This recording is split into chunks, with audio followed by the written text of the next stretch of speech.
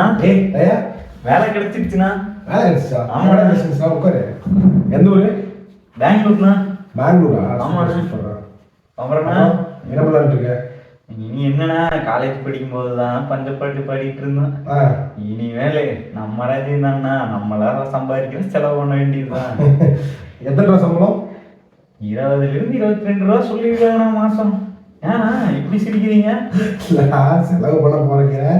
பெங்களூருங்க salary 20,000. ஆமாண்ணா, பெங்களூர்ல இருந்து நம்ம உன்னெல்லாம் ஆலோசனை சார் தான் அனுப்புவோம். இருக்குண்ணா. அவர் சேவிங்ஸ் அது இதுங்கிறாரு. உண்டி இருக்காதெல்லாம் இன்னுமே அவர் பேசிட்டு இருக்காருண்ணா. உண்டியலா? ஆமாண்ணா. அதான்டா சின்ன வயசுல பண்றதுதான் உண்டியல். அதெல்லாம் ஒழுங்கா உன்னை பண்ண வச்சிருந்தா நீ நேரம் இந்த சேவிங்ஸ் பத்தி எல்லாம் இந்த கேள்வி கேட்பியா? சரி, செலவு பண்றது வச்சிருக்கேன், சேவிங்ஸ்க்கு என்ன பண்ணலான்னு இருக்க? சேவிங்ஸுக்கு உண்டியல் தாங்கண்ணா. உண்டியல்? ஆமாண்ணா. ஒரு ரூபாயா போட்டு வச்சா அதுவும் சேவிங்ஸ் தாங்கண்ணா. ஃபியூச்சர். ஆமா ஆமா. இன்ஃப்ளேஷன் எனக்கு தெரியுமா? அப்படின்னா இதெல்லாம் இப்பதான் நான் கேட்கறேன். இன்ஃப்ளேஷன் எனக்கு தெரியாது. தெரியாதுண்ணா. சேவிங்ஸ்னா உண்டியல் தான் தெரியும். அதென்ன தெரியும், எல்லாரும் அதென்ன பண்றாங்க. எனக்கு அதென்ன தெரியும், உண்டியல்ல போட்டு வச்சாலே. ரைட்ரா. இன்ஃப்ளேஷன் எனக்கு தெரியாதுல்ல. தெரியாதுண்ணா. இன்ஃப்ளேஷன்னா என்னன்னு சொல்லிட்டா? என்னண்ணா அப்படி ஒன்று இருக்கா? அப்படின்னு என்னன்னே தெரியாது. சப்போஸ் இப்போ உங்ககிட்ட வந்து ஒரு 100 ரூபாய் இருக்கு. அடுத்த வருஷம் அந்த 100 ரூபாய்க்கு சரி உங்க கையில 93 ரூபாய் தான் இருக்கும். 93 ரூபாய். எப்படி 100 ரூபாய் கையில் இருக்குங்க? இன்ஃப்ளேஷன் அப்படின்னா என்னன்னா பண மதிப்பிழப்பு. அப்படி என்ன இருக்கா? அதாவது உங்ககிட்ட 100 ரூபாய் இன்னைக்கு இருக்கு அப்படின்னா அதை வச்சு இன்னைக்கு ஒரு பொருள் வாங்குற அப்படின்னா சரி அடுத்த வருஷம் வந்து அதே பொருளை அந்த 100 ரூபாய்க்கு வாங்க முடியாது. அது எப்படி? இப்போ இந்தியாவோட ஆவரேஜ் ஆனுவல் இன்ஃப்ளேஷன் ரேட் எவ்வளோ அப்படின்னு பார்த்தீங்கன்னா உனக்கு வந்து 7% வருது. 6 to 7%. சரி. அப்படின்னா வருஷம் அந்த 100 ரூபாய் வந்து ஒரு 7 ரூபாய் மதிப்பு கம்மியாயிட்டே வருது. இன்னைக்கு 100 ரூபாய்க்கு என்ன மதிப்போ அடுத்த வருஷம் ஜனவரி 2024ல வந்து அதோட மதிப்பு வெறும் 93 ரூபாய் தான். ஓகேவா? 93 ரூபாய்? என்னன்னா 7 ரூபாய் காணாம போயிடுச்சு. ஆமா, உங்க கையில 7 ரூபாய் பணமா வச்சிருந்தா காணாம தான் போயிட்டு இருக்கும். அதுக்கு நீ வந்து இன்வெஸ்ட்மெண்ட் தான் பண்ணணும். சரிண்ணா, அந்த இன்வெஸ்ட்மெண்ட்டுக்கெல்லாம் என்னென்ன பண்றது? என்னென்னமோ சொல்றீங்க, இன்ஃப்ளேஷனுங்கிறீங்க, 7 ரூபாய் காணாம போயிடுது வருஷத்துக்கு. பயப்படாதா. இந்த இது பாத்தியா, ஹெச்என் இருக்காருல்ல? ஆமா, டைரக்டர் வேற லெவல் வந்திருக்குன்னு சொல்லியிருக்காருண்ணா இன்டர்வியூல. அதான் பாத்துருக்கேன். வேற என்ன சொன்னாரு? என்ன கேட்டிருக்கீங்க? என்னன்னா அதானா சொன்னாரு, வேற என்னன்னா சொல்ல போறாரு?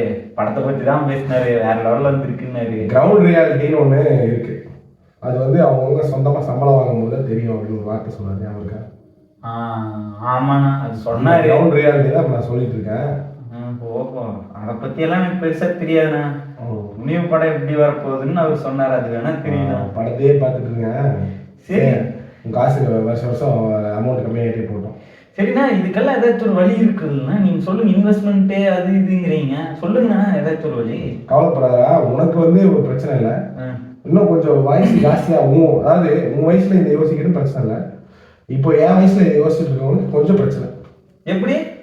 எப்படி அப்படின்னா, இப்போ வந்து உனக்கு வந்து காம்பவுண்டிங் அப்படின்னு சொல்லுவாங்க, தெரியுமா? காம்பவுண்டிங்க அப்படின்னா உங்ககிட்ட இருக்க ஒண்ணு வந்து என்கிட்ட இல்லை. என்ன நினைக்கிறேன்? என்னன்னா இல்லை, உங்ககிட்ட இருக்க டைம் வந்து என்கிட்ட இல்லை. டைமா? ஆமா. எப்படின்னா? காம்பவுண்டிங் சொல்லுவாங்க. காம்பவுண்டிங் இது 8th wonder அப்படின்னு சொல்லுவாங்க. காம்பவுண்டிங்ல மெயினான பாயிண்ட் வந்து பாத்தீங்கன்னா உங்களுக்கு டைம் தான். எப்படி அப்படின்னு பாத்தீங்கன்னா, சப்போஸ் உங்ககிட்ட வந்து ஒரு ரிட்டையர்மெண்ட் பிளானிங் நீ பண்ண போற. இன்னைக்கு வேலைக்கு சேர்ந்துருக்கீங்களா? ஒரு வருஷம் ஒரு அந்த பர்டிகுலர் பாயிண்ட் ஆஃப் டைம்ல வந்து நீ ரிட்டையர் ஆயிடுவேன். அதே மாதிரி நானும் வந்து ஒரு பாயிண்ட் ஆஃப் டைம்ல ரிட்டையர் ஆயிடுவேன். சப்போஸ் இப்போ நம்ம வந்து 60 வயசுன்னு வச்சுக்கோம். ஓகேவா? உன்னோட ரிட்டையர்மெண்ட் ஏஜ் வந்து 60. என்னோட ரிட்டையர்மெண்ட் ஏஜ் வந்து 60ன்னு வச்சுக்கோம். சரி, இப்போ உனக்கு எவ்வளவு வயசாச்சு? ஒரு 20 இருக்குண்ணா. 20? எத்தனை வருஷத்துக்கு முன்னாடி? சரிண்ணா, 22ண்ணா. 22 ஆச்சு. எனக்கு வந்து ஒரு 28 ஆச்சு. இது எத்தனை வருஷத்துக்கு முன்னாடி? சும்மா அடிச்சுடுறதுதான். 28 ஆச்சு. ஓகேவா? சப்போஸ் இப்போ ஒரு 60 வயசுல ரிட்டையர் ஆகிறேன்னு வச்சுக்கோம். சரி, 60 வயசு வேணாம், 55 வச்சுக்கோமா? சரிண்ணா, 55ண்ணா. 55 ரிட்டையர் ஆகிறேன்னு வச்சுக்கோங்க. உனக்கு எவ்வளவு வருஷம் இருக்கு? 33 வருஷம் இருக்கும். 33. எனக்கு எவ்வளவு வருஷம் இருக்கு? உங்களுக்கு ஒரு 27 வருஷம் இருக்கும். 27 வருஷம் இருக்கா? இப்போ மந்த்லி நம்ம ஒரு 5,000 இன்வெஸ்ட் பண்றோம். நானும் இன்வெஸ்ட் பண்றேன், நீ இன்வெஸ்ட் பண்ற. சரி, ஒரே ஷேர்ஸ்ல ஒரே ஒரு எஸ்ஐபி பண்றோம்னு வச்சுக்கோங்க. For example. அப்போ இயர்லி வந்து எவ்வளவு இன்வெஸ்ட் பண்ணுவோம்? இயர்லி வந்து ஒரு 60,000 5,000 மாசம்னா ஒரு 60,000 இயர்லி இன்வெஸ்ட் பண்றோம். அப்போ நான் 55 வயசுல அந்த 60 அந்த ரிட்டர்ன் அந்த இன்வெஸ்ட்மெண்ட்டை ஸ்டார்ட் பண்ண போறேன். சரி. நீயும் அந்த உன்னோட 60 வயசுல அந்த இன்வெஸ்ட்மெண்ட்டை ஸ்டார்ட் பண்ண போற. சரி. இப்போ வந்து என்ன ஆகுதுன்னா ஒரு வருஷத்துக்கு 60,000 இன்வெஸ்ட் பண்ணிட்டு இருக்கோம் 2 பேரும். சரி. நான் வந்து 27 வருஷத்துக்கு அப்புறம் 55 வயசுல என்னோட டோட்டல் இன்வெஸ்ட்மெண்ட் எவ்வளவு இருக்குன்னு பாத்தீங்கன்னா ஒரு 16 lakh இருக்கும். 16 close to 16 lakh 20,000 30,000 இருக்கும். அதாவது நீங்க 16 லட்சம் இன்வெஸ்ட் பண்ணிருக்கீங்க. 16 லட்சம் இன்வெஸ்ட் பண்ணிருக்கேன். சரி. நீங்க வந்து என்ன பண்ணிருப்ப ஒரு 6 வருஷம் என்னோட ஜாஸ்தி இன்வெஸ்ட் பண்ற. கரெக்ட்டா? 33 இயர்ஸ் இன்வெஸ்ட் பண்ண போறேன். அப்போ நீ எவ்வளவு இன்வெஸ்ட் பண்ணிருப்ப? ஒரு 19 லட்சம்.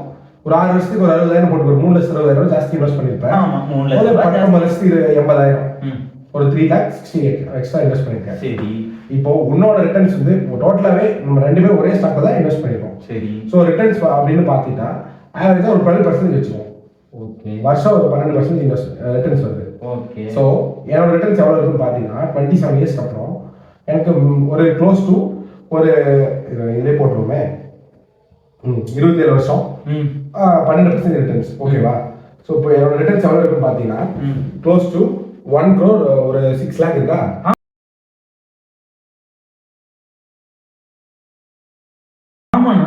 இதே வந்து உனக்கு போடும்.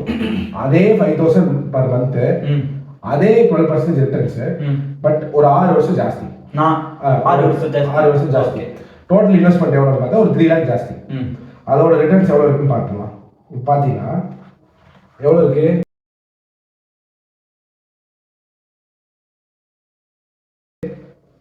2 கோடி.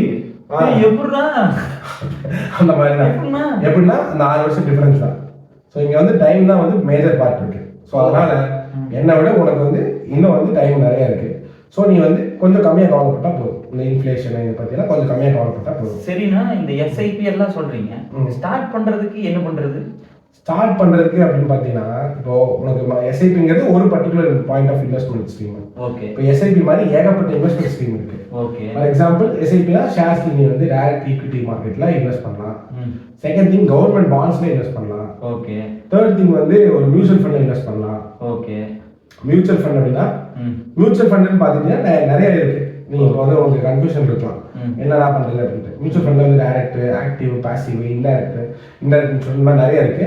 நம்ம வந்து அதை ஒரு தனி வீடியோ கூட நான் வந்து அடுத்த வீடியோ கூட நம்ம டிஸ்கஸ் பண்ணலாம் அதை எப்படி பண்றது அப்படின்னு. அடுத்தது பாத்தீங்கன்னா நீ வந்து ரியல் எஸ்டேட் இன்வெஸ்ட் பண்ணலாம். ரியல் எஸ்டேட்டை பொறுத்த அளவுக்கு பாத்தீங்கன்னா அது பெரிய ஹியூஜ் கேபிட்டல் தேவை. அது வந்து உன்னால இப்போ பண்ண முடியாது.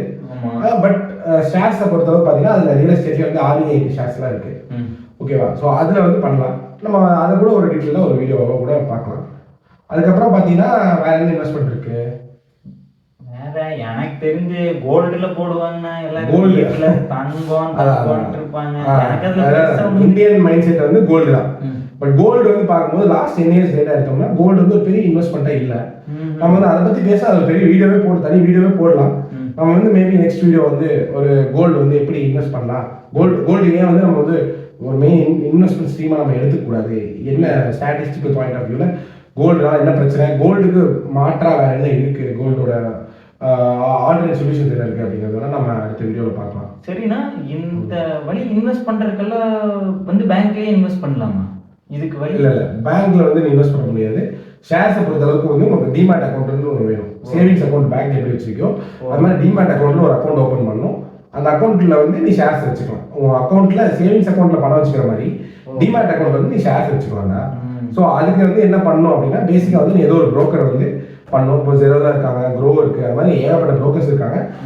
ஈவன் ஐசிஐசிஐ நீ வந்து சேவிங்ஸ் அக்கௌண்ட் வச்சிருக்க பேங்க்லேயே வந்து நீ வந்து இது அக்கௌண்ட் வந்து டிமேட் அக்கௌண்ட் வந்து ஓப்பன் பண்ணிக்கலாம். ஓப்பன் பண்ணிட்டு உன்னோட அக்கௌண்ட் பேங்க் அக்கௌண்ட்லேருந்து காசை வந்து டிமேட் அக்கௌண்ட் மூவ் பண்ணி அது மூலமா நீ வந்து ஸ்டாக்ஸ் வந்து பர்ச்சேஸ் பண்ணிக்கலாம். பேசிக்கா நீ அக்கௌண்ட் ஓப்பன் பண்ணுறதுக்குன்னு பார்த்தீங்கன்னா வெறும் ஆதார் கார்டு, பேன் கார்டு, அப்புறம் உங்களோட கேஒய்சி டீடைல்ஸ் எல்லாம் ஃபில் பண்ணினாலே போதும். இந்த லிங்க் வந்து என்னோட டிஸ்கிரிப்ஷன்ல கொடுத்துருக்கேன். அதை கிளிக் பண்ணி ஜெரோதால போயிட்டு நீங்க வந்து ஒரு 5, 6, 7 ஸ்டெப்ஸ்ல வந்து அக்கௌண்ட் ஓப்பன் பண்ணிக்கலாம்.